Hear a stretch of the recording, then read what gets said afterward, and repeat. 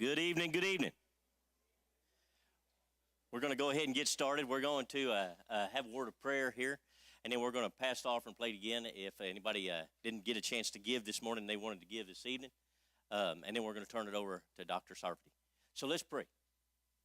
Father, right now, in the name of Jesus, Lord, we'd ask you that you'd teach us of thy word. We'd ask you to teach us of thy creation, and we'd ask you, Lord, that we would see Jesus in everything. Lord, thank you for your mercies and for your grace, and thank you for your power. Lord, in Jesus' name, I'd ask you, please, that you'd bind Satan away and that you put a hedge of protection about this place and that you pour out an anointing upon Brother Jonathan, Lord, and that you would just let him feel your presence and your power and your peace. And, Lord, that we would hear you. Lord, thank you for your mercies. Now, in Jesus' name, please have your way. Lord, thank you. Thank you for what you're doing. Thank you, Master. Amen.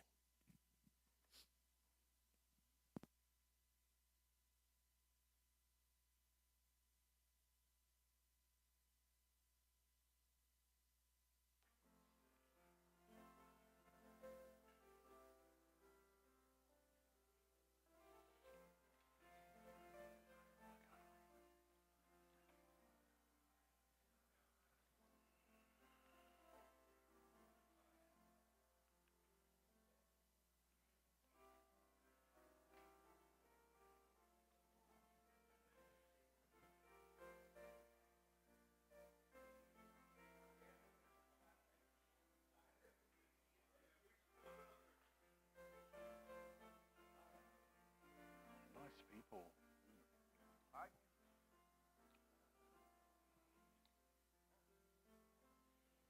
Sorry.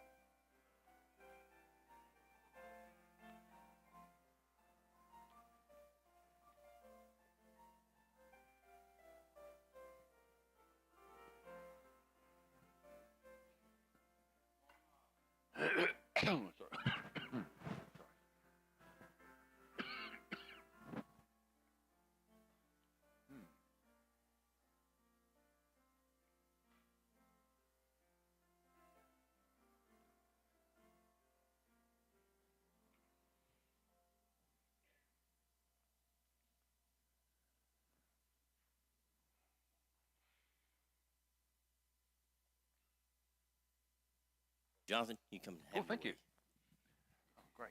Thank you very much.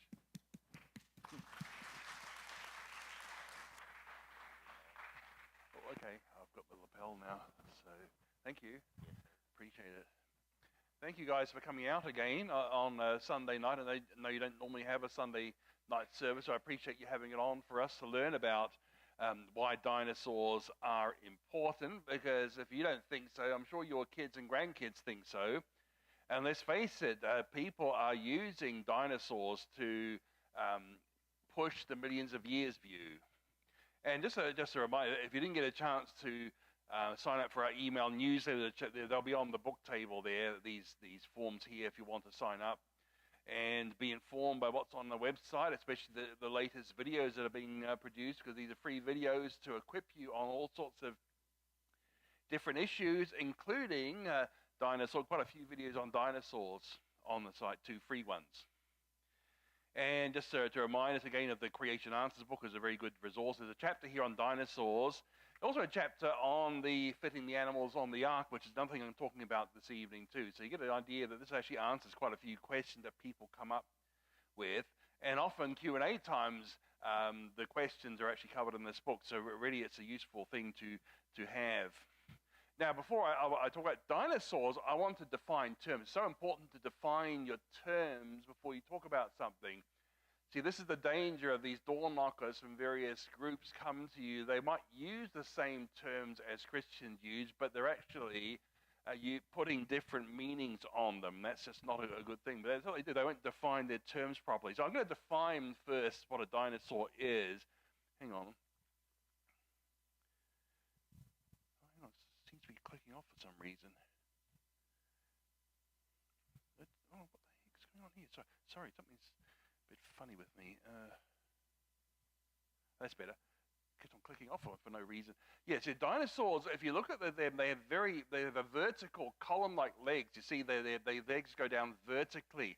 See, it's very different from the alligators and the crocodiles that we have today, or lizards. You see, you have a lizard, their legs sprawl out to the side. It's a very different leg structure. So even the largest crocodiles and lizards should not be called dinosaurs. They're very different types of creatures. And you might notice also the thigh bone here, the femur, is what's called a process, a little part of the bone jutting out, and it goes into the hip here, and that's how the dinosaur can walk vertically, very efficient, and run. Some of them could run really fast. And the other difference of the dinosaur is they have a hole there in the hip. We don't. If you know what your hip looks like, there's a cup shape there.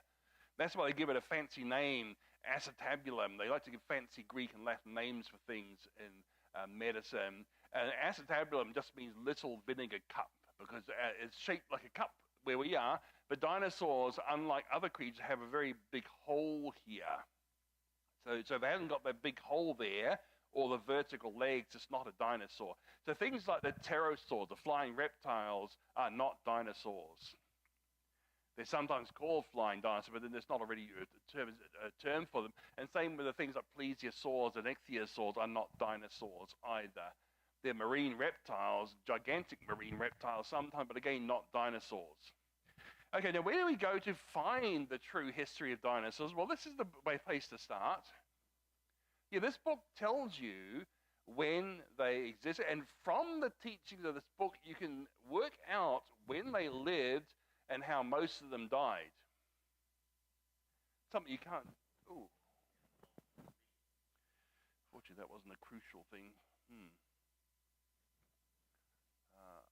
It's my cord's fault, not your system. I need to replace this cable. It seems like disconnect and connect maybe.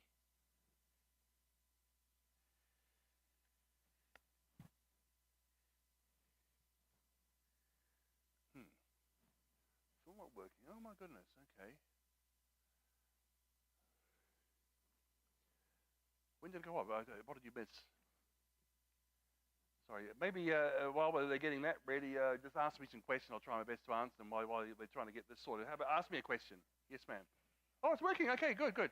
Okay, great. So the Bible tells you when dinosaurs existed, because the Bible in Genesis 1 tells you that God made the beasts of the earth according to their kinds. Now, in Genesis 1, 10 times it's said that God created things to reproduce after their kinds. Now, not one kind evolving into a different kind. But as I mentioned this morning, God programmed lots of genetic variation into these kinds, so you can have loads of varieties from these kinds, just not one kind turning into another. But on day 6, we also see that God created humans.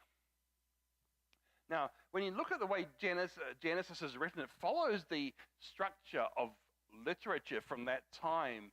The fancy term is called recapitulation. What they would do is they have a summary outline of the whole, and then they'd focus in on the most important part of that.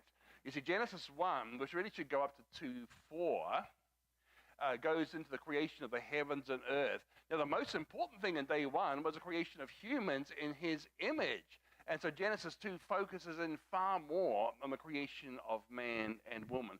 Because Genesis 1 tells you God made them male and female, both in his image, gave them both dominion over creation. But then Genesis 2 tells you more detail. It tells you God created Adam first, out of the dust.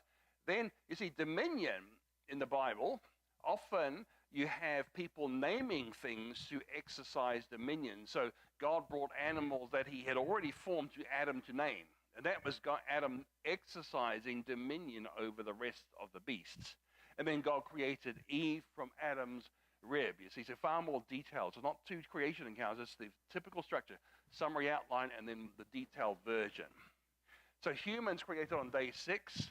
But that means if dinosaurs are on day 6 and humans are on day 6, it means that dinosaurs and humans lived at the same time.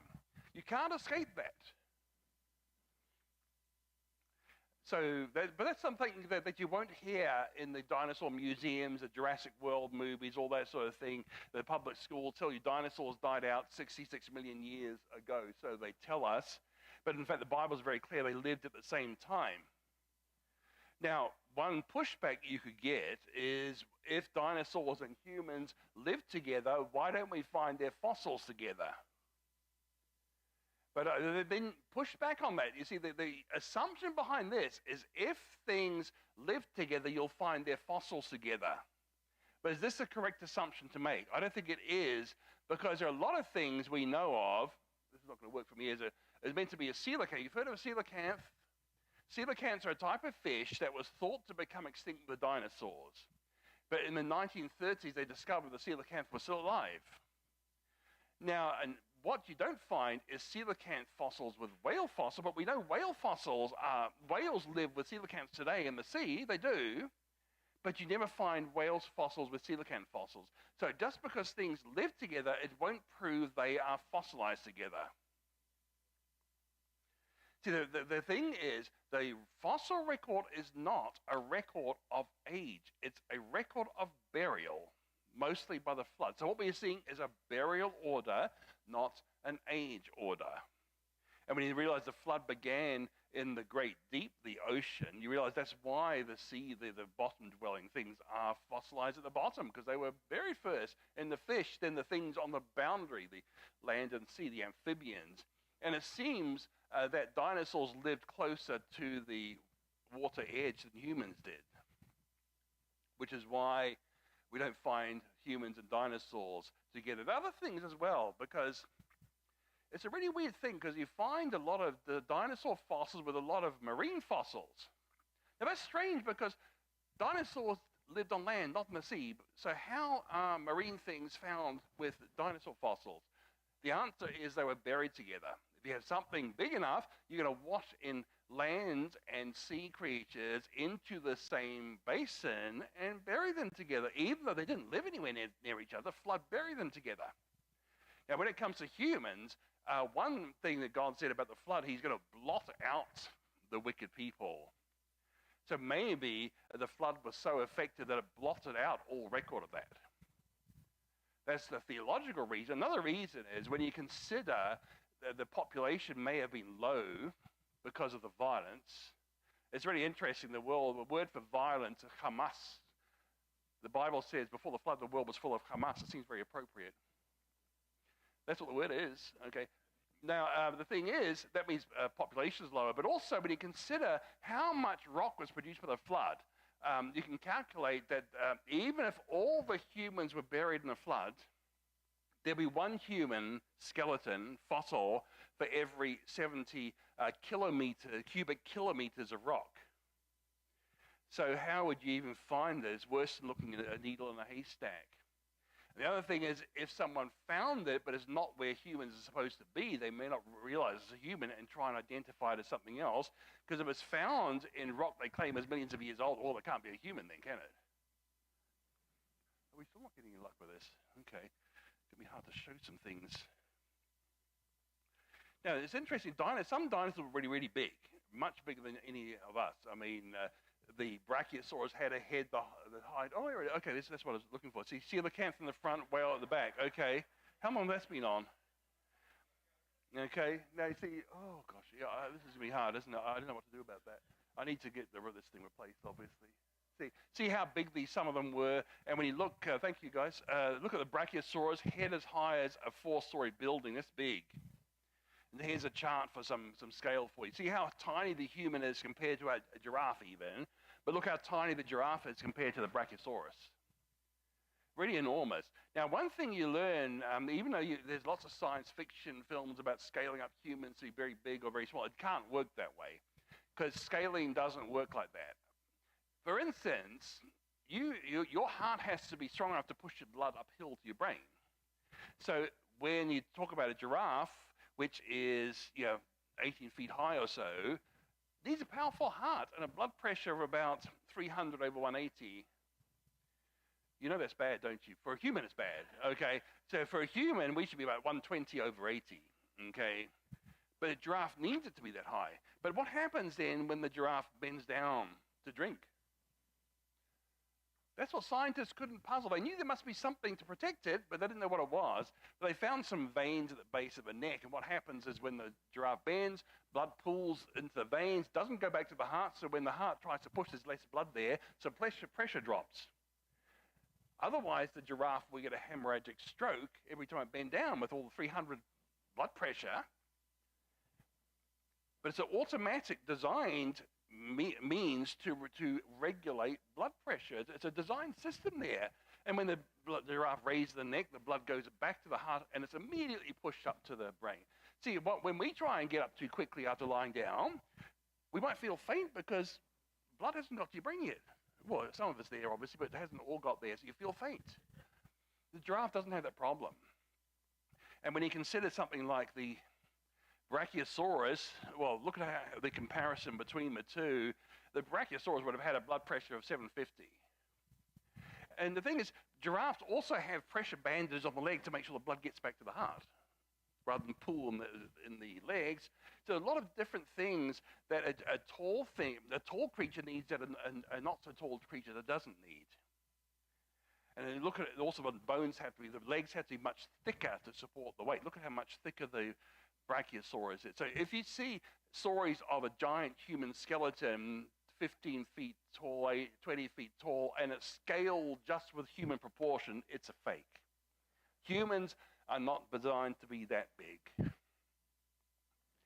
Okay, 15-foot humans without scaling, because if it was a human, it had to have much thicker leg bones to support us.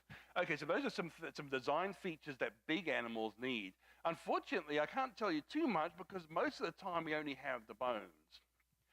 Well, the thing is, one thing, the armored dinosaurs, what they found is it has composite armor, which is quite good, but the most advanced, sophisticated tanks in the world have composite armor. I mean, the World War II tanks just had a steel armor. The best ones now have composite armor, and they find that the armored dinosaurs had that. So God did it first. God made composite armor before humans thought of it. And so what's the biggest dinosaur then? I don't know, you better... Well, there are a lot of different... If you ask your children what the biggest dinosaur is, oh, thank you, they'll give you different answers. Don't blame the kids, because the kids are going by what they read in the books. So I don't blame them. Now, one candidate was called Amphicelius fragilimus. Okay, and it's so off the chart here, you can't even fit it on the picture. But then what was it based on? It's supposedly 200 feet long and 122 tons. What was it based on? What's the evidence? That's what you need to ask when they present something like a missing link. What is the evidence for it? See, here is the chart, okay? Here's a human for scale, and here is the Amphicelius, and the black part here is the reconstructed dinosaur.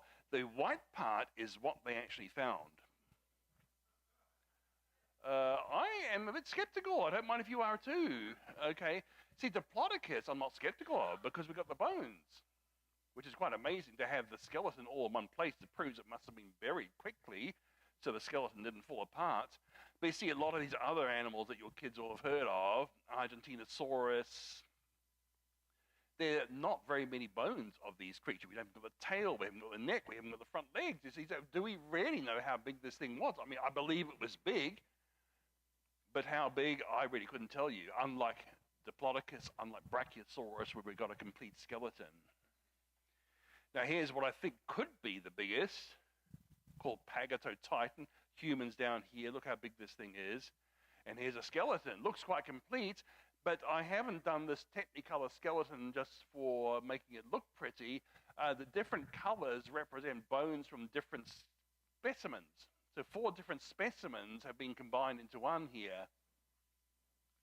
Maybe they're right, but you don't really know. Can you really guarantee that they're parts of the same kind of dinosaur when you've got only partial bones from everything? But I'm prepared to grant that is a very big dinosaur. Another very big dinosaur I'm prepared to grant is this thing called Dreadnoughtus, because we have most of the skeleton below the neck, not that much above the neck, not much above the no head, but this part, we've got a lot of it. Here's a human for scale. Now, one thing about, look at the bones on the tail. Those bones are not for decoration. They attach powerful muscles. See, dinosaurs all had tails with these bones on them to attach the muscles to. See, even no bird has spines like this to attach powerful muscles. The discoverer of this called this a 30-foot long weaponized tail. It's important to remember that. So weaponized tail 30 feet long, that's a powerful creature. Now, are they dinosaurs in the Bible? I think the animal is in the Bible, the word is not in the Bible. And I see a parallel of this. I mean, these door knockers come to your door and they tell you that the word Trinity is not in the Bible and we should stick to words that are found in the Bible. Well, I don't really care because the doctrine is found. Because the Bible tells you that there's one God, the Father's God, the Son is God, the Holy Spirit's God. The Bible teaches the Trinity. The word isn't there, but the doctrine certainly is. And also, the argument you should only use words found in the Bible is called self-refuting. It cuts the branch you're sitting on because the word Bible is not found in the Bible. Now, but the thing is, the word dinosaur I would not expect to be found in the Bible because the word dinosaur is a very recent word. So, of course, you're not going to find it in the King James Bible because it was 230 years before the word was invented.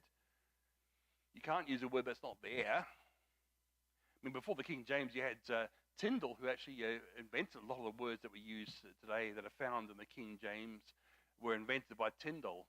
Quite interesting. You've got the Geneva Bible that Pilgrim Fathers took with them to America. That was the Geneva Bible they took with them.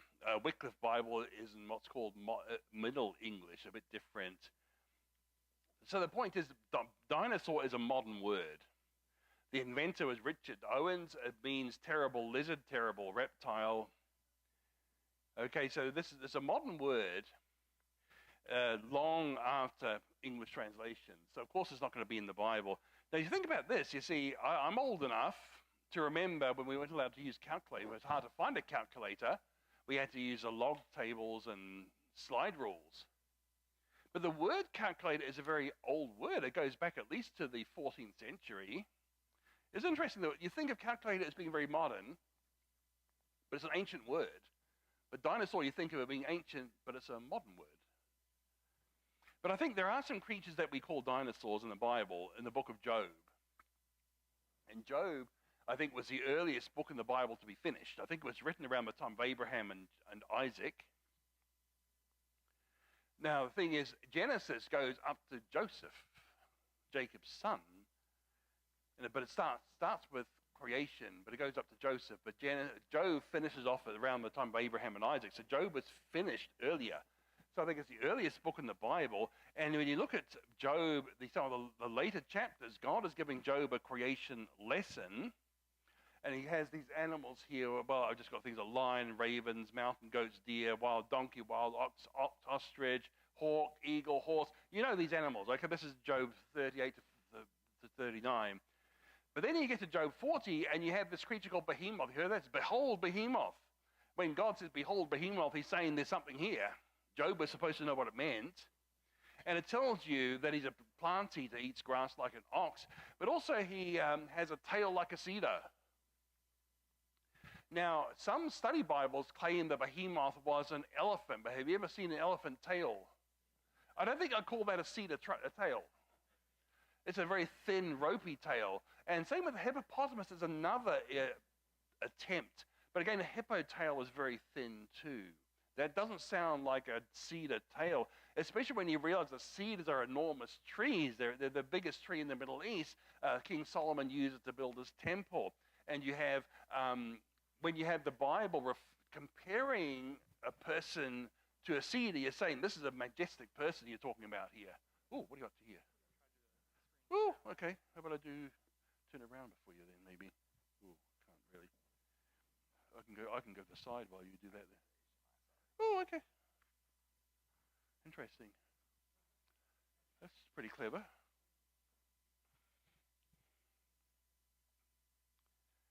Oh, amazing. I don't think I'll bother taking this cable back, actually. It seems to be not very good.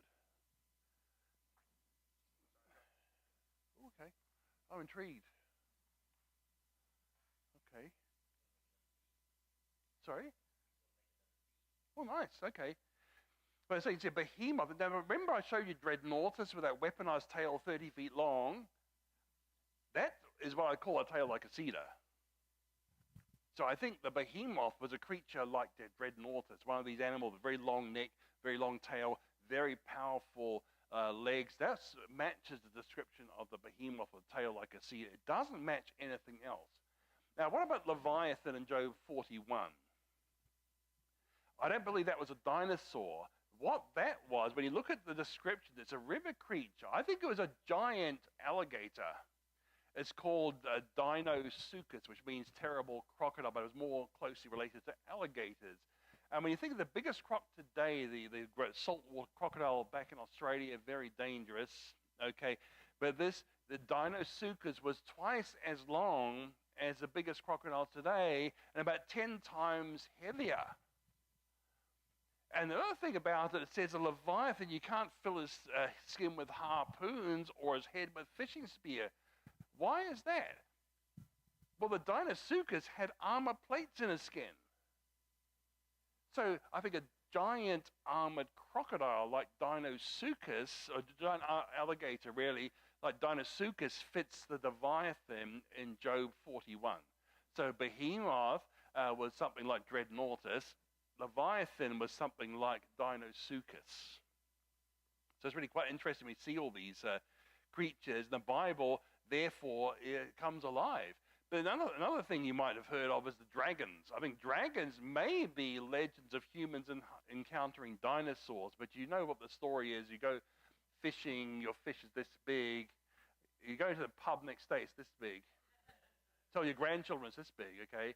I think something happened with dinosaurs. They grew in the telling, and they may have conflated different creatures. Maybe a flying thing, a flying reptiles. You've got things with sharp teeth, sharp claws, armor. So combine them all, and you've got one creature they call the dragon. And it's interesting, there are dragon legends all around the world. I mean, think of the Chinese calendar, 12 animals in a 12-year cycle. All the other animals are real animals. Why is a dragon there? Dragon seems to be just another animal as far as the Chinese calendar was concerned, the traditional calendar. I was born on a dragon year myself, and so is my mother and my son, so there you go. It wasn't intended that way. Well, apparently modern Chinese, in Singapore, parents seem to like their kids to be born on dragon years. That's a modern thing. That's only in the last few cycles. It wasn't the traditional thing. But it's interesting, the dragons around the world seem to be dinosaurs. Now, another thing to think about, you see, dinosaur fossils, when you see the fossils are so put together, that again points to burial very deeply. Because if you bury it slowly, what happens? The animal bloats and it will float through and break through and therefore break up.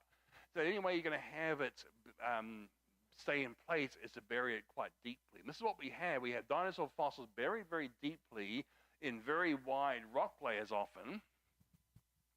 And you have some dinosaurs, very whole skeletons of them. One thing you can see is dinosaurs captured in the middle of a fight. There's a famous fossil of fighting dinosaurs from Mongolia. They're captured in a fight. You see, how do you get the dinosaurs captured in a fight like that? Unless they're buried really quickly. Another thing which is really weird about dinosaurs, if you go to the museums, and the original fossil, often the dinosaur the head is back. So the skeleton is all in one place, but the head is swung back. It's really strange, but it happens so often. They call it the dinosaur death posture, and it's a very weird thing to see because creatures don't pull their heads back normally. And that, again, was something that people worked on. But what they found is when you kill a chicken and dunk it into water, the head comes back. And it turns out that it has an elastic ligament. See, imagine, I'm doing this. Okay, this is not too hard. Imagine I had to do this for a long time. That's hard, right? Ooh, and the problem is if the dinosaurs had these very long heads, it would be very tiring to hold them out like this to try to eat their food. Oh, thank you. And so what they would do is the dinosaurs presumably had this elastic ligament down the spine, okay? And what happens if the dinosaur dies, muscles aren't working, the head would flop down. But if it's in water, the buoyancy of the water would hold the head up. And then the ligament, the elastic ligament would be strong enough to pull the head back. Since the water takes the weight of the thing, it can now pull the head back. So it shows that dinosaurs were underwater when they died. Wonder what could have caused a lot of dinosaurs to be underwater when they died. So you see all these different things here. Okay, another thing that's really quite interesting is to find things like dinosaur footprints. I can't show you them at the moment. I think they're working on it. But there are places where you've got lots of dinosaur footprints. Now think about this. When you leave a footprint, how long is it going to last? Leave a footprint outside. It's going to last a year? A week? No, the thing is, when you leave a footprint, the ground is soft, so it's not going to last very long because the fact that you can leave a print there means it's soft. But what they've found with some dinosaur footprints, they had to lift off a layer of rock to uncover them. And the layer of rock they claim was millions of years younger than the dinosaur footprint layer. But when they removed the rock layer, the footprint layer started to wear away, and they had to build protective sheds over it. It happened back in my home state of Australia, of Queensland, Australia. So the question is, how could these footprints have lasted for millions of years? Now the answer, as soon as they were formed, they were buried by the next layer and cemented in place. Another curious, okay, very good. I haven't got eyes in the back of my head, but thank you for that. Just to go back to what I was talking about here, thanks again. Here's the oh gosh, what's going on? See, this is the footprint. Oh, hang on, I'll start my presentation again.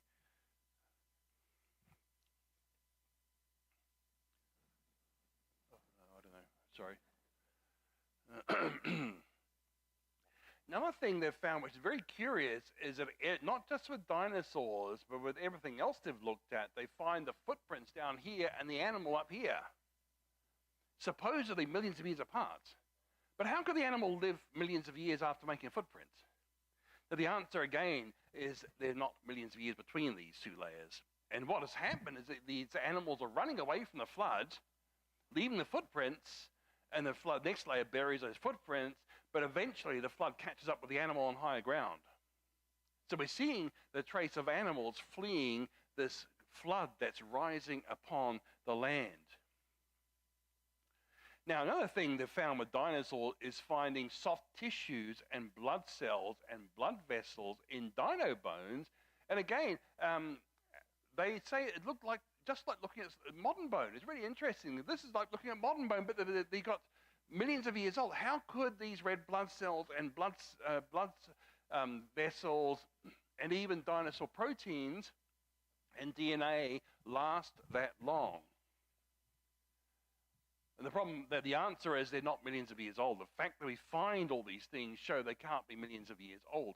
Now, you may have heard that maybe it was iron solutions that preserved these things, but they tested that. They did a test, so they put some blood vessels and various liquids, iron solution and pure water and phosphate and calcium. It broke down fastest in iron. Iron would have made it decay more quickly. So iron cannot be the answer. The answer is they're not that old. See, if you believe the biblical account of the flood happened around 4500 BC.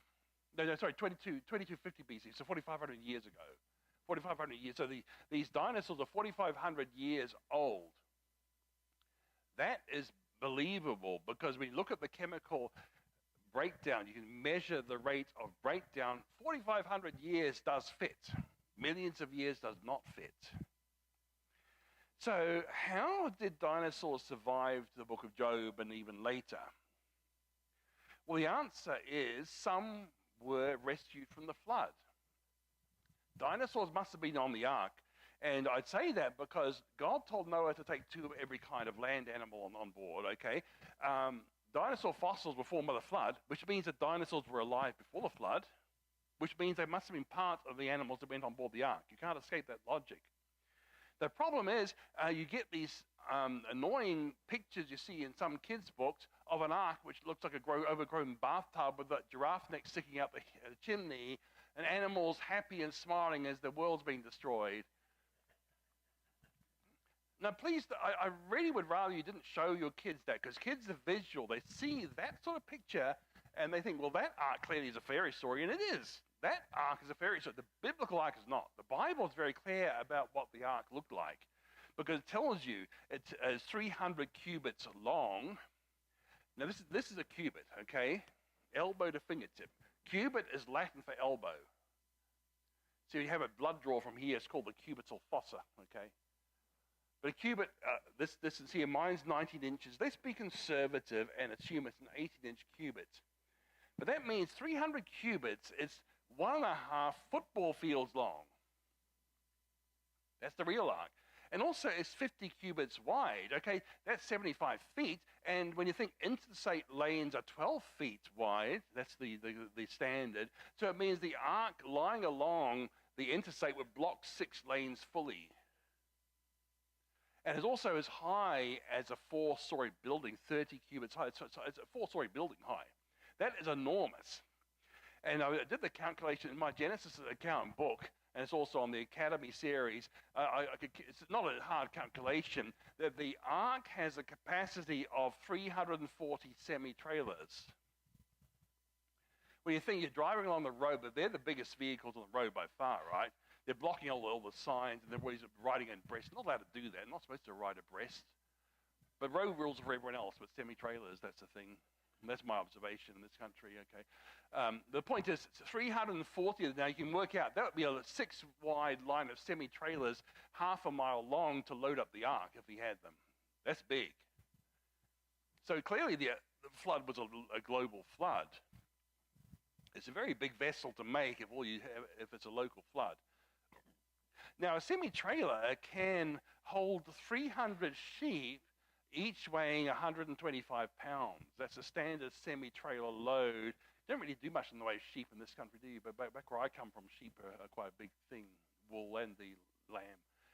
But see, most animals are much smaller than a sheep. Think of the birds, rodents, lizards. Most are very small. So each one can hold 300 sheep. So 340, that's 102,000 sheep-sized animals on the ark.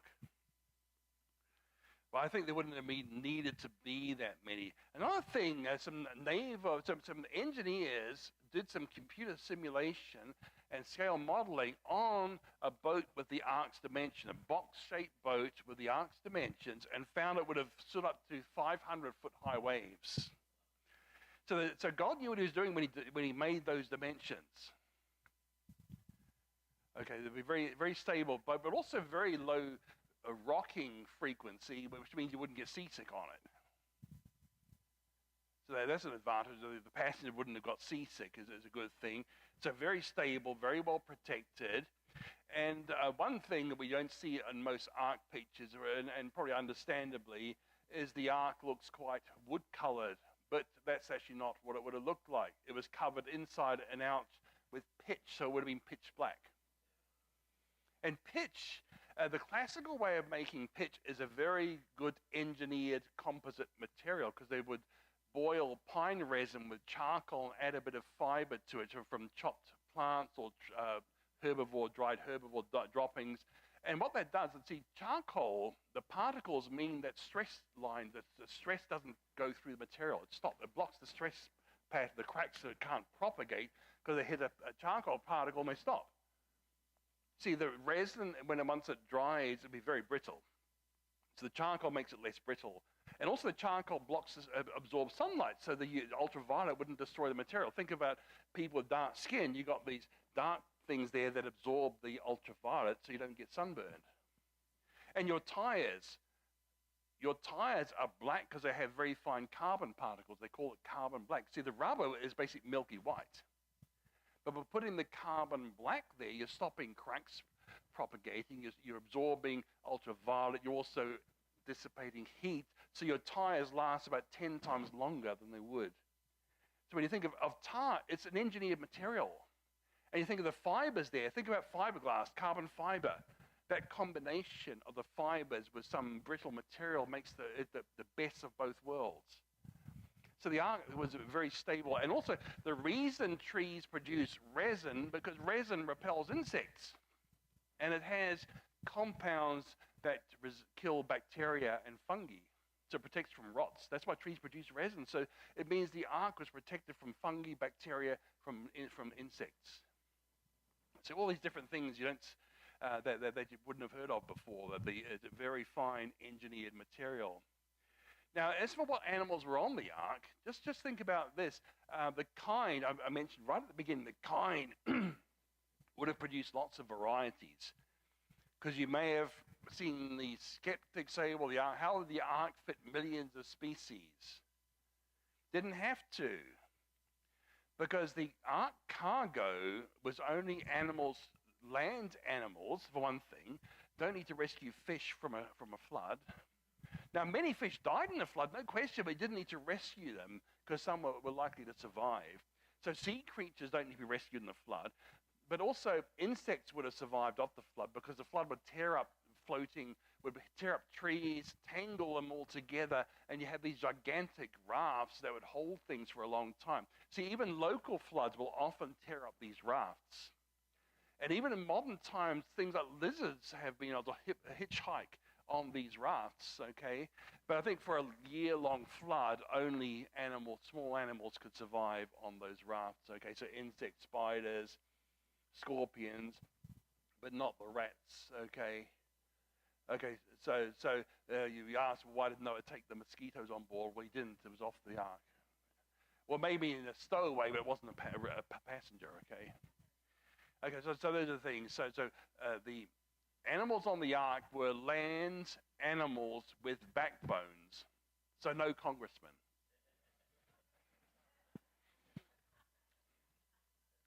So when you look at the list of species, most of the species are insects. Like one list I've seen has about over 2 million species. Half of those are insects. A lot of the others are the arachnids, spiders, scorpions, okay? Many others are the shellfish, okay? So only about 30,000 are vertebrates, and a lot of them are fish too. So most vertebrates are fish, so they wouldn't be on the ark. So I think at the most you'd have 60,000 animals on the ark. But the ark could hold 102,000 sheep-sized animals. But I think the number was much smaller because remember, the kind is bigger than the species. I think the animals are more likely to be about 2,000 total.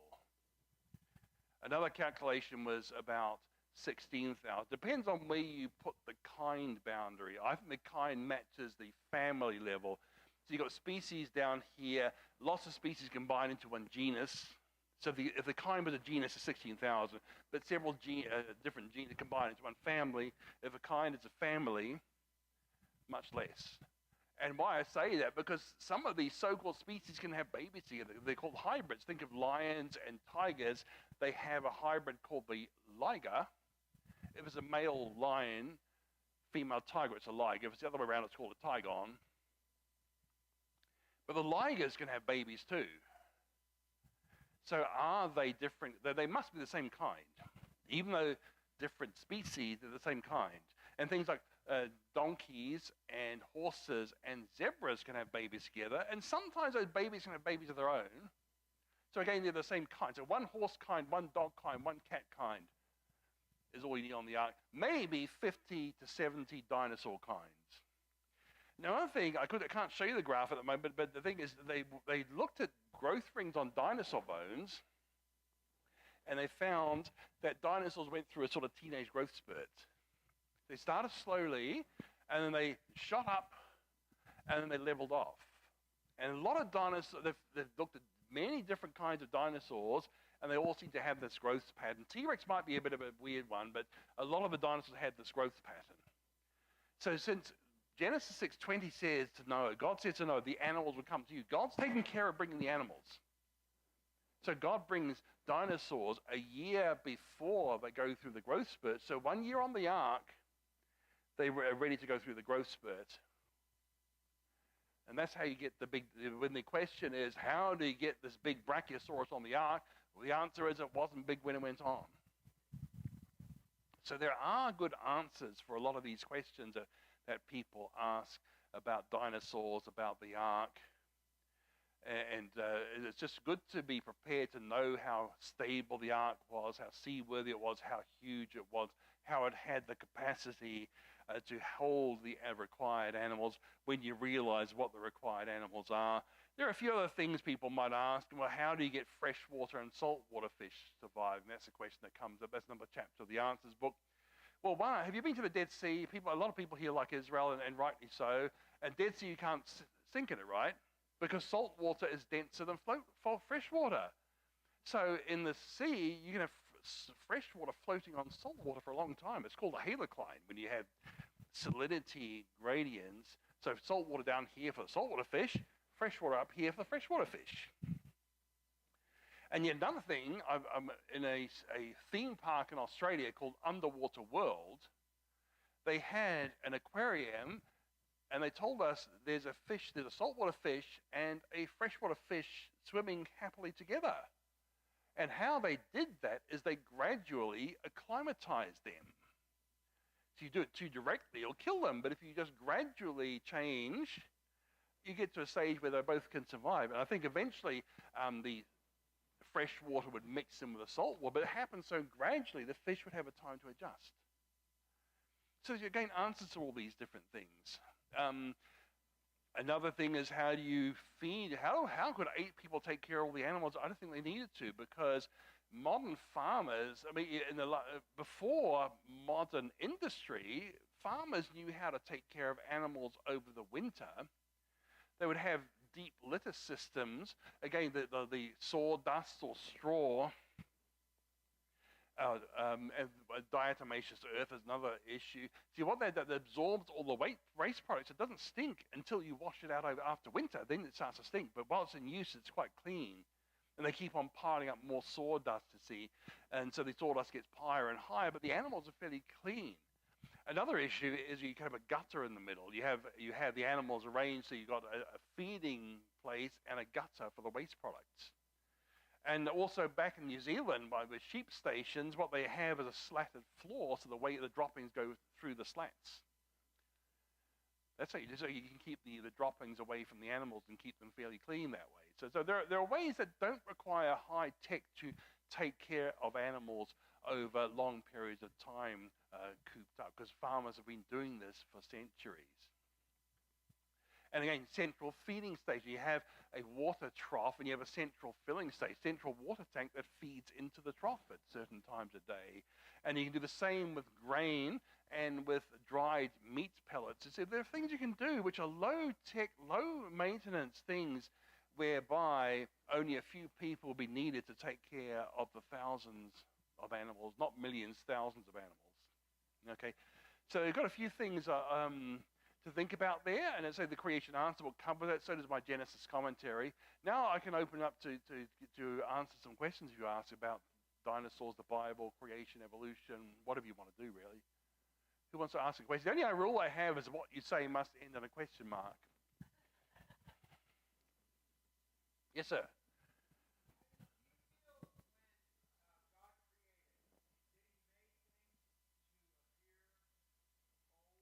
Okay, that's a good question. The issue is apparent age. Now, my answer, as I explained in my Genesis commentary, is I don't think so. I think God created things with maturity, functional maturity. I don't think there's such a thing as apparent age, because age doesn't have an appearance. You infer an age from appearance, but age itself doesn't have an appearance. Because when God created Adam, he appeared one day, on day 7, he appeared one day old, because he was one day old. So that's what he appeared like. He appeared one day old, but he was an adult. God created Adam and Eve to reproduce. Okay, so God made them mature. They could reproduce, but they didn't have apparent age. So these are different concepts. Like, for instance, the trees in the garden were mature. They could produce fruit that Adam and Eve could eat. All but one of them they were allowed to eat from. But they wouldn't have had growth rings, because growth rings do nothing for the tree. All they do is reflect fast growing and slow growing. So you've got a roughly, sometimes annual dark and light rings. Sometimes there's more than one growth ring a year, by the way. It does happen. So the trees would not have had growth rings. but they would have been mature enough for fruit. Adam and Eve wouldn't have had belly buttons. Because a belly button connects you to your mother. They didn't have mothers. And that would be a witness to when they're telling their children about what God has done for them, what God requires of them. They can say, well, here's proof I was created directly. I haven't got one of these that you have. Okay, so maturity, not age. You go ahead. Please, please.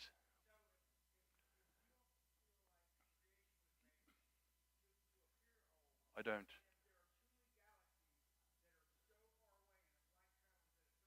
Yeah.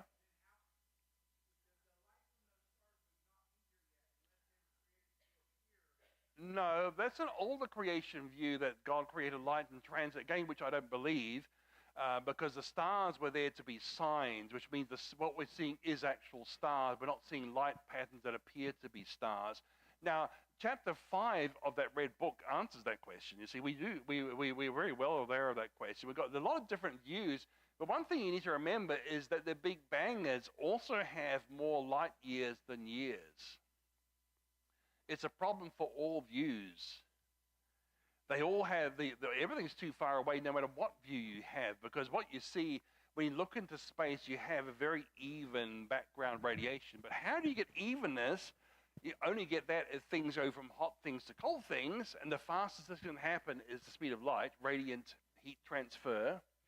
But yet the distance between these things in space is much greater than the 14 billion years, because they believe the Big Bang happened 14 billion years ago. That's the Big Bang theory, which is nothing exploded and became everything.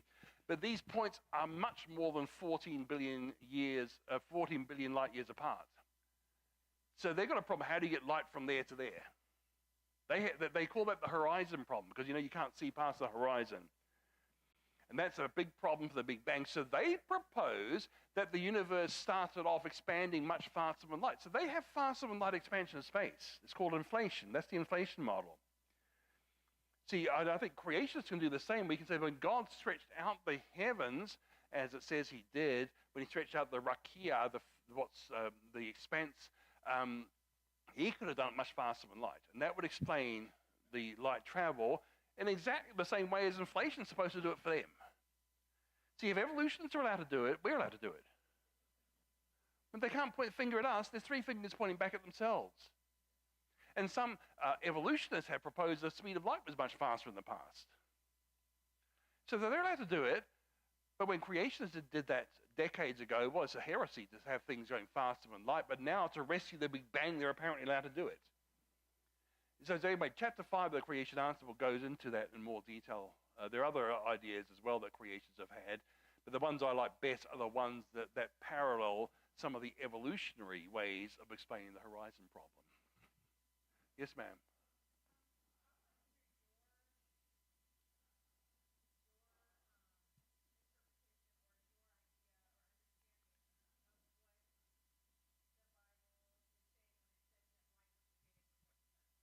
Well, okay, that is like the sun. See, God created, so when you have a day and night cycle, all you need is a rotating earth and a light source. God created the light. Somehow, we're not told how he did it, but he can do it. I mean, look at the book of Revelation, the new heaven and the new earth. It says there's no sun or moon because God himself, the Lamb of God, provides a lamp. You see, so God doesn't need a sun to provide light any more than we do. Okay, so on day one, God created the earth already rotating, got a directional light source, and you're rotating earth, you have a day-night cycle. And on day 4, God created the sun to take over the job of producing daylight, and the moon as the light that rules the night, and the stars. Sorry? Oh, yeah. I believe so. I mean, that light's seeable without the sun.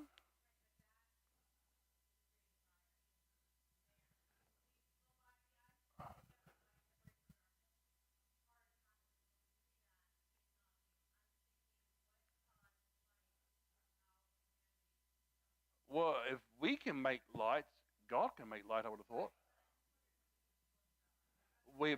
There may not need to be a source. Maybe there's an unnamed source. Maybe that God just created light going. I mean, God can do that. God is God. He can do light. Yeah. I think in my Genesis comment, I talked about just an unknown light source that God made before this, and then he had the sun taking over that job of light source. I'm not sure I myself. Well, okay, I mean, I'm a spectroscopist. I know about a lot of these different other things, but I think my understanding of Scripture is that it was made to be understandable the moment it was written. It's like you think of the judicial system of originalist interpretation. Justice Scalia was very clear that the Constitution should be understood by the meaning it would have had originally, to the original people who voted on, the original people it ruled. That's the original meaning. I think, again, when the Bible says light, it means what the original readers would have understood by light. I think you can say, I believe God created the electromagnetic spectrum too, but I think light means just visible light. But also, when you created the light, if you have liquid water, there's going to be other sorts of radiation going on, because the infrared is being emitted by liquid water. You can't help that because the molecules are vibrating. They're emitting infrared. That's why things will cool off at night, because they're emitting infrared, you see. So the infrared radiation was happening, but I think when God said light, he meant visible light, because that's what people understood. I think it's a simple way. What would the original readers have understood by this? What would the original readers of the Constitution understood by the meaning of the words of the Constitution? That's very sound. Otherwise, people are making things up. That's what we're doing in some of the certain judges and justices I could think of, I won't name, who seem to want to read their own personal preferences into the Constitution instead of what the words actually mean. Yeah, yes, sir, at the back, and I'll get to you. You're at the back, yes, sir. I've got a fair idea. But of course, I can't answer that question because every year I have to update it by one, won't I? But I calculated in my Genesis account that the creation date was around 4175 BC. And I don't mind if people disagree about a few years here and there, but it really is interesting that when people calculated the age of the earth from the Hebrew text, they all came up with roughly 4000 BC as a creation date. Because you can look at the Adam created on day 6. Then you've got Adam to Seth, 130 years. You see, even if Seth is a grandson or great-grandson, it doesn't matter, because there's 130 years between the two. And so on with Genesis 5 and Genesis 11, and then we're told the time to the Exodus, the time to the temple. We've got some biblical data there, and it really is interesting how these great scholars all calculated around 4000 BC for the creation date. If you use the Greek text, it's more like 5,500 years, but I'd rather use the Hebrew text. Okay, so about, I'd say a little bit over 4000 BC is the creation date, which means the Earth is now a bit over 6,000 years old. Okay, I can't see how you even get 8,000 years, let alone millions or billions. Yeah, it's interesting. I mean, look at some of the church fathers, and even people like Luther and Calvin much later. They all agreed the world was not yet 6,000 years old when they wrote. So what I'm saying is not a novelty. It's the millions of years adding to the Bible. That's the novelty. You don't get that from the text. You get it from outside the text. But when you have a text alone, the creation is about 4,000 BC, plus or minus. Okay. Yes, sir, you had a question too.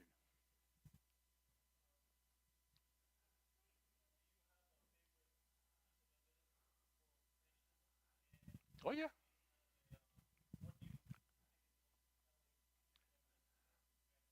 Well, okay, I mean, there are a lot of different things. What works for me is not necessarily what works for you. That's one thing, okay? Some people might like to work out the moral type argument. If we rearrange pond scum, I mean, why is anything right or wrong? I mean, when Richard Dawkins says how the Bible is evil, and yet he also says in his written works that there's really no such thing as good or evil, because they're all illusions caused by our brains, mutation, natural selection, and we have this illusion of things which are good or evil. The real universe doesn't care about good and evil, but he says creationism is evil, okay? You can't have it both ways. And that's a moral argument. There's also the scientific argument. Like, I think that the dinosaur blood vessels, blood cells, soft tissue, DNA, proteins is sound evidence the world is not as old as they claim, because they claim dinosaurs are millions of years old, but they can't be more than a few thousand years old, which means the rocks they're in can't be that old either. Okay, those are things. And I also think carbon-14, being a very fast decaying radioisotope, it decays so quickly it shouldn't be there if something was over 100,000 years old, and yet it's been found in dinosaur bones, in coal and diamonds. So again, those things can't be as old as they claim if there's still carbon-14 activity, which means the rocks they're in can't be as old as they claim. And when it comes to design, I like a lot of the different machines in living cells, because natural selection can't get you there, because natural selection requires these machines, because these things are needed for a cell to copy itself, and you can't have natural selection before you have self-copying. So I think the origin of first life is a very powerful argument as well, and because natural selection can't be invoked for it. So those are some ideas for you. I mean, but different things work best for different people. Yes, ma'am, I see you. I don't believe there's any material life outside of Earth, if that's what you're asking, like the aliens. I think there are scientific and there are biblical reasons to say so. I mean, for instance, the Earth is said to be unique. See, Earth created on day 1, other stars on day 4, so the other planets would have been day 4 creations, right? That's one thing. So day 1, so the Earth is 3 days older than everything else, okay? That's one issue. Also, when Adam sinned, Romans 8 says the whole creation was cursed. So it means when Adam sinned, it means the Vulcan and Klingon home worlds were cursed by what happened with Adam. You can't escape that, okay? But how did God, in his mercy, rescue us from this curse? He sent the second person of the Trinity, took on human nature to die for human sin. He didn't take on Vulcan nature to die for Spock's sin. So I mean that the fall and the incarnation are clearly unique to Earth. And that is why I think there's a problem of thinking of these intelligent beings like Vulcans and Klingons and all those different people. I don't think they could possibly exist. And on a scientific thing, I think people don't realize how hard it is to travel these vast distances. Like you mentioned, the vast, many light years away. So light takes 4 and a bit years to get to our nearest star, apart from our sun, okay, 4.5 years. How do you get a spacecraft out of that much? Anyone do some physics? Anyone do physics? Formula for kinetic energy? Half mv squared. So you put velocity of, say, 1/3 of light speed into that, and then you realize you haven't got enough fuel in the whole Earth to power even a tiny spacecraft the size of our lunar module to get to even 1/3 of light speed. And then what happens when it collides with a dust particle of that speed? It's an explosion. So it's a multi-tons of TNT exploding when it hits a dust particle, that sort of speed. How do you stop it without getting enormous G-force? You know, so you're traveling really fast and you try and stop suddenly. Now try and stop suddenly if you're traveling at 1/3 of light speed and see what happens, okay? And then think about when you're turning a curve.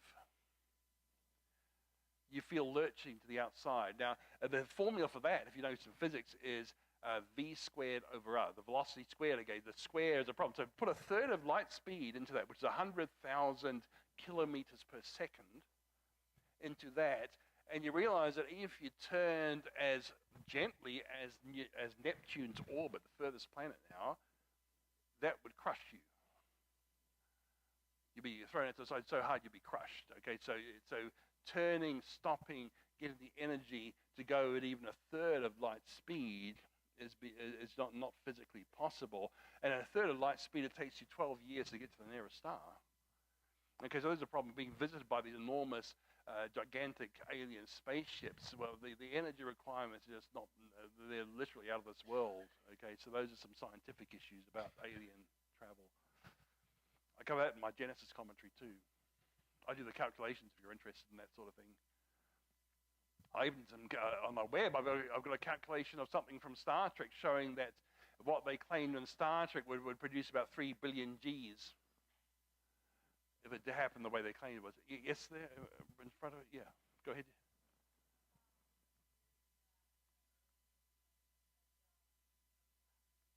Oh, the flat Earth theory? No, definitely not. Okay, the Earth has been known to be round ever since medieval times. It's a total myth that the medieval church believed in a flat Earth. It was very well known that the Earth is a sphere. And when you think, see, the medieval church founded the university system. Okay, and one thing for theology students had to take astronomy before they could take theology. And in astronomy, you learned why the Earth was round. That was one of the things you had to learn. You had to pass that astronomy course before you could even learn theology. So it was very well known that the Earth is a sphere. And I know in the government schools, they tell you that people laughed at Columbus because they thought the Earth was flat and he was trying to sail around. That never happened. That's a complete and utter myth. It was made up by Washington Irving. He just made things up. Pretended it was a biography of Christopher Columbus. He made things up. I mean, because there was no dispute in Columbus's day that the Earth was round. It was so well known. What Columbus got wrong was the size of the Earth. He actually used the wrong conversion factor for the Arabian Mile, and therefore thought the Earth was smaller than it really was. So he would have, his critics were right. He didn't have enough food provisions to do what he wanted to do. But fortunately for him, there was a continent in the way that he didn't know about. Otherwise, he would have died. So Columbus's critics were right, but it was all about the size of the Earth, not the shape of the Earth. So the flat Earth is something that has never been taught by the church. In fact, I can probably find about 2 flat Earth writers in the history of the church from its beginning up to about 1800. I can find you many leading theologians like Thomas Aquinas, the Venerable Bede, who taught around Earth very clearly and thought it was very obvious that the Earth was a globe. So you didn't need to have space pictures to know the Earth was round. They thought it was obvious back in the Middle Ages. Okay, so the Earth is a sphere. The Bible doesn't say anything against that idea either. I think the Bible hints that the Earth is round as well, actually. And the reason I say that, it actually reminds me of when I'm talking with I've got my granddaughters with me, I'm talking to my parents who live in New Zealand, and it's light there, it's dark here. So I can tell my little granddaughters that it's because we're on the opposite side of a globe.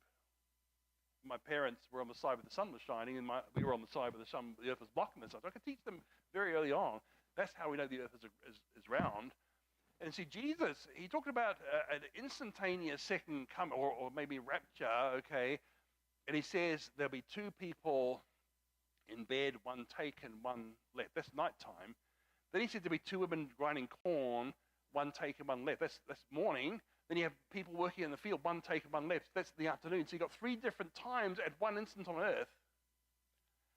That suggests that Jesus, the creator of the earth, knew its shape. He knew there'd be different time zones at different parts of the earth. One place where it's night, one place where it's morning, one place where it's afternoon, at one instant of time. So I think here we have a hint in the Bible that the earth is said to be a globe. Okay, that's one thing. So the earth is a globe, definitely. Yes, sir.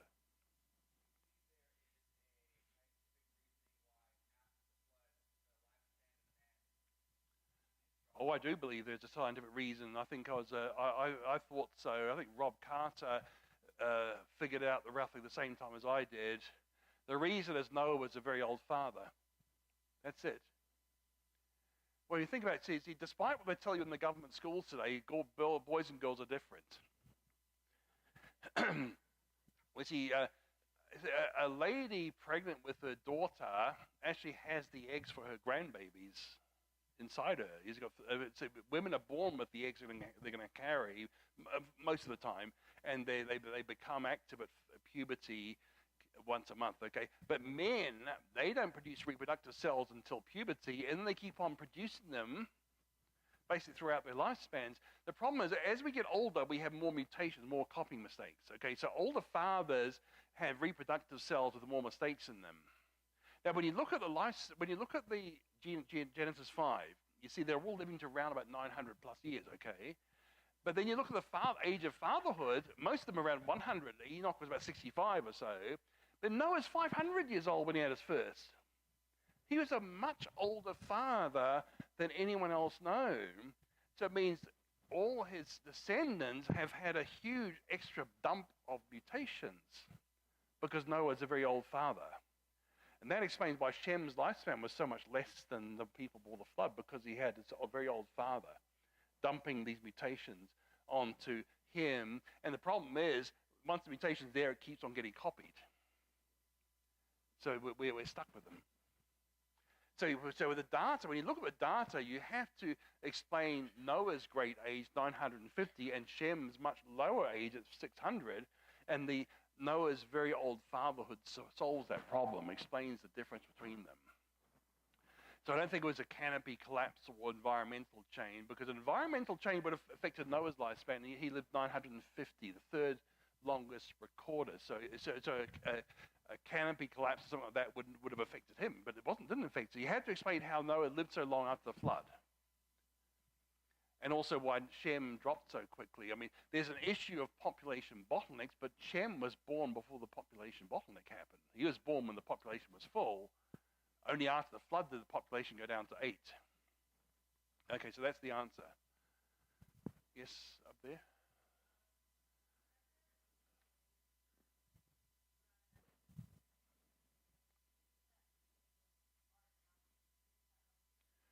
I think that's part of it. I think there's a part of that, yes. I think there are certain angels that you see in Genesis 6 called the sons of God, who I think are now in the deepest part of hell because they were so wicked they tried to mate with human females and produce the Nephilim.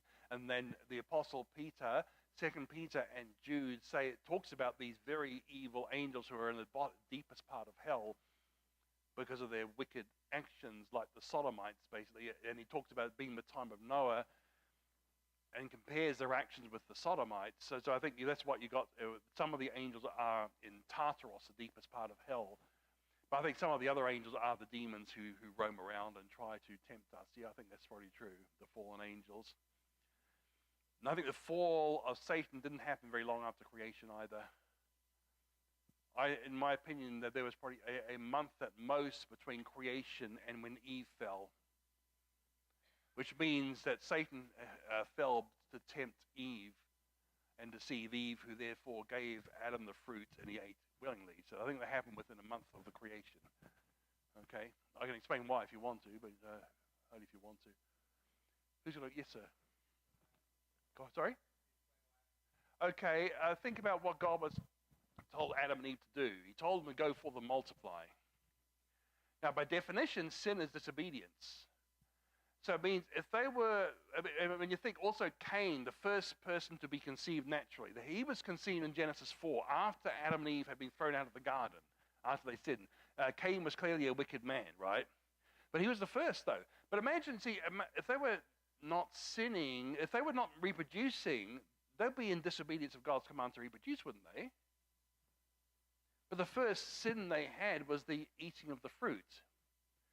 And if you go by Jesus, he said the sin begins in the heart. So the sin was actually the decision to eat the fruit, and then it was outward action was eating the fruit. Okay, that was the sin.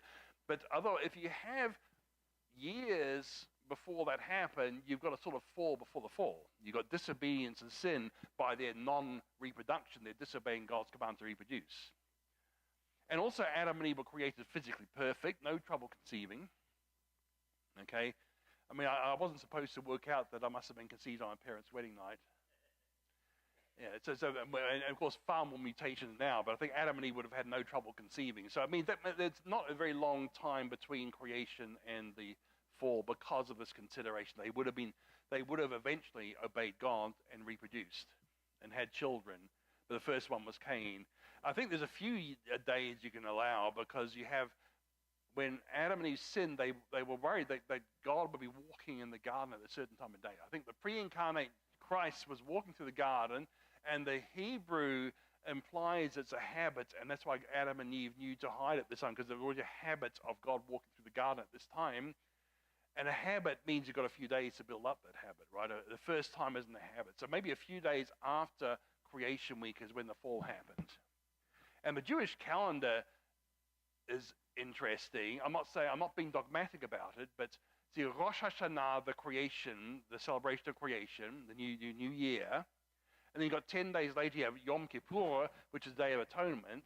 So day 10, is that because the fall happened on day 10? I'm not going to be dogmatic. The Bible doesn't say, so I'm not going to be more dogmatic than what the Bible says. But it could be that this fall happened on day 10, and it fits with the other biblical evidence I mentioned. Okay? Maybe one more question, and have a look at some of the materials. And I'll be right at the book table to talk if you need me to answer something. Who wants to ask a question that hasn't had? Oh, yeah, okay, yes, ma'am. I think a lot of different things killed the dinosaurs, actually. The flood killed most of them. Now, after the flood, I think humans hunted them. Because, I mean, let's face it, humans almost wiped out whales with wooden sailing ships, handheld harpoons. That's all they needed. And the whale population was always wiped out. And think about it, whales were bigger than dinosaurs. They had a bigger brain in proportion to their body, so more intelligent. And of course, being in the sea, they had the home turf advantage. And yet humans could beat them. So I think with dinosaurs, humans can build traps and fire, poisons, and of course sharp weaponry. I think humans could have hunted the dinosaurs. But also, dinosaurs aren't the only thing to become extinct. There's a study that's been gone that when you look at all the mammals on board the Ark, about 2/3 of the mammals on board are extinct now. But people don't realize that. So it just puts it into perspective that dinosaur extinction is not something unique. A lot of things have become extinct, unfortunately, and dinosaurs just happen to be one group that has become extinct. I believe that there aren't dinosaurs existing now. Okay. If you want to prove me wrong, find one, catch one. Or at least photograph one, because it seems like if you're afraid of being attacked by a dinosaur in a jungle, just take out your phone, because they're obviously afraid of cameras. You can't take a picture of them. So I think dinosaurs are extinct today, but I think a lot of things have become extinct today. So I don't think it is as much of an issue as some people think it is. Okay, is that fair enough? I'm sorry I couldn't get the pictures working because of our cable not working, but I hope you could understand me well enough anyway. So thanks again for your attention, and God bless you all.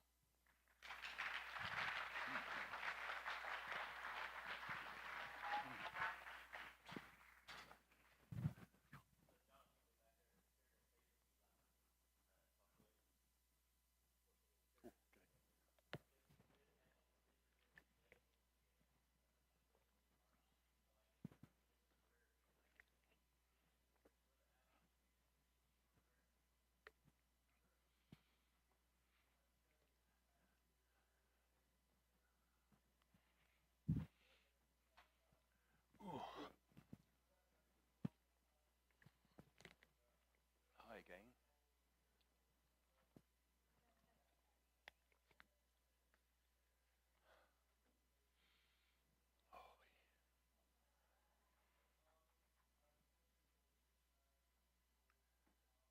Am I okay here? I'm not in your way, am I?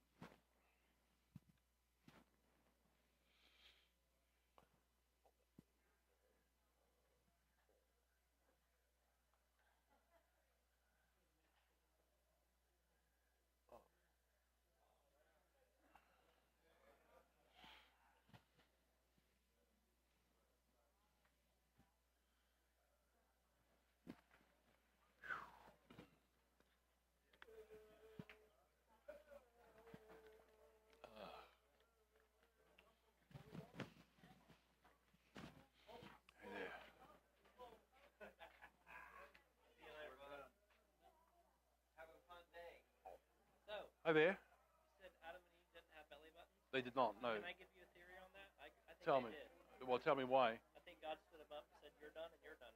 Oh, there you go. That'd work. Mm. Yep. This is true. Very good. What are you after? Sorry. Can I help you with something?